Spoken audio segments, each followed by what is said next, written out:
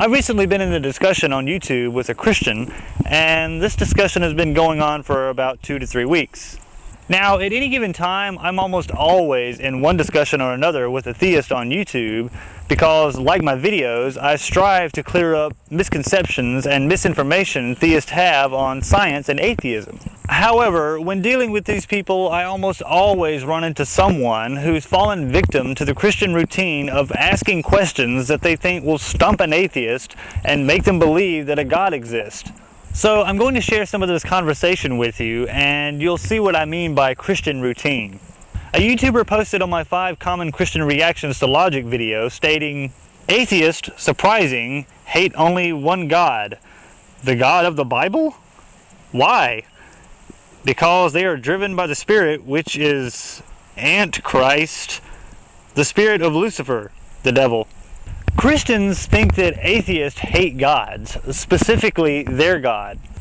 I don't hate the Christian God, nor do I hate any other God.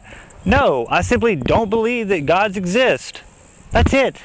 I also don't believe that giant slobbering killer tomatoes exist. Doesn't mean I hate them, does it?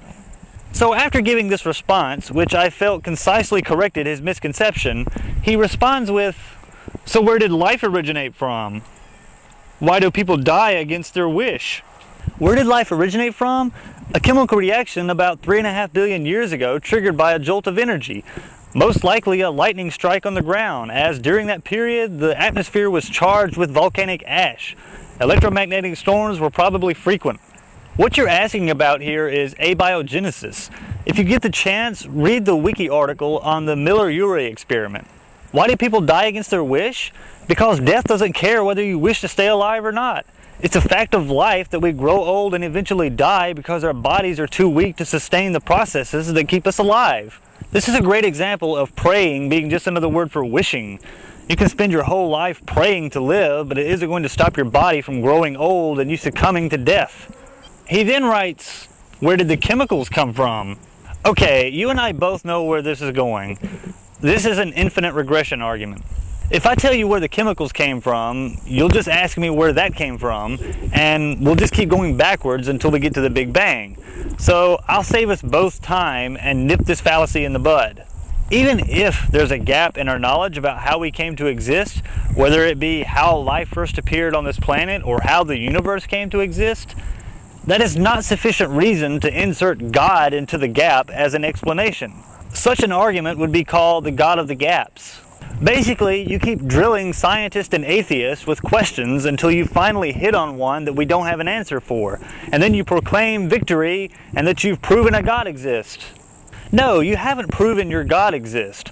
All you've done is discovered a question we've yet to answer and provided a possible explanation, but with no basis whatsoever.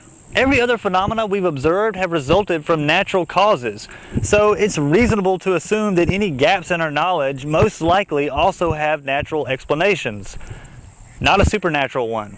Where we stop, that is where God starts. This is a nonsensical approach to explaining things, as he's yet again presented a God of the gaps argument, immediately after I've just explained to him how and why it's a fallacy. Basically, anything science currently has an explanation for, you attribute to naturally occurring phenomena, and anything science is yet to explain, you attribute to God. So what happens in, say, another 1,000 years when science does have an explanation for what caused the Big Bang?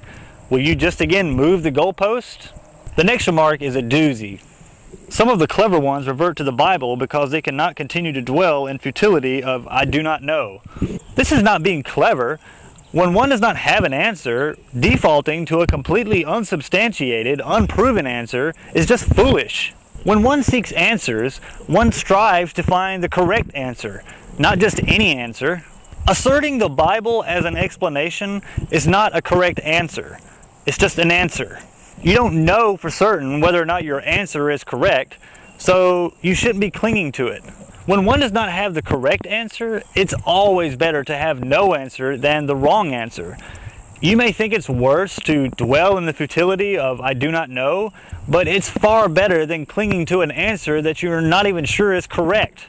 Because of the accuracy and precision, as well as the independence of the gigantic heavenly bodies, It is hard to explain such without seeing the involvement of a superintelligence. That is God. Quite the contrary. There is very little order to the universe as you're implying here. The universe is very chaotic. No two stars are the same size, no two planetary systems have the same number of planets and the same size planets, no two galaxies are the same, etc. Comets and meteors zoom through the cosmos at random trajectories influenced only by local gravitational forces and impacts with other objects. What accuracy? What precision? The universe is anything but accurate and precise because what you're describing is a perfect universe. Are your eyes identical? Is your body 100% symmetrical? Do you look precisely like every other human on the planet? No! Everything around you suggests that the universe has evolved in a completely unguided, unchecked, imprecise, inaccurate, out-of-control way. Imagine if I dumped a bucket of marbles on the floor. Do they distribute into a uniform, evenly spaced grid? Of course not. They all roll in different directions at different speeds, with all of them reacting to other influences in their environment, bumping into other marbles, the speed of those impacts, their own speeds, gravity, the angle of the surface, etc. If the universe were as accurate and precise as you suggest it is, that would be the equivalent of me taking each marble out of the bucket one by hand and then measuring with digital calipers so that they're arranged on the floor to be exactly the same distance apart and all doing the exact same thing. The vastness and majesty of the universe is hard to explain. I'll admit that, but that doesn't make God a valid explanation. By this logic, Harry Potter, Fairly Odd Parents, and Gumby are all 100% acceptable explanations. You can even take your answer and replace God with Zeus or Allah, and you would have the exact same answer. None. Your answer that faith is nonsense to reasoning is similar to my answer that reasoning against the Bible is nonsense to faith. The difference is that my answer is correct. Reason and logic is preferable to blind faith. If you don't agree, then why not just jump into the ocean without a life jacket and simply have faith that you'll survive? You can't not do this because of inconvenient facts about the ocean like sharks, whales, stingrays, the fact that we can't survive for any extended length of time in deep water, because this would be reasoning why you shouldn't do it. Now, this conversation goes on for another 4 to 5 exchanges, but the topic of discussion kind of shifts from logic, reason, and the origin of the universe to homosexuality, which is pretty much typical theistic behavior. They present an argument, and after you refute it, rather than acknowledge your explanation, they just drop the subject and move on to something else that they think they'll be able to corner you on. I don't want to bore you guys to death with this, but if you want to see me address the rest of the conversation, let me know in the comments below, and I'll put together another video addressing this guy's flawed understanding of homosexuality. I hope you enjoyed me shredding these comments. Be sure to like this video and subscribe to my channel.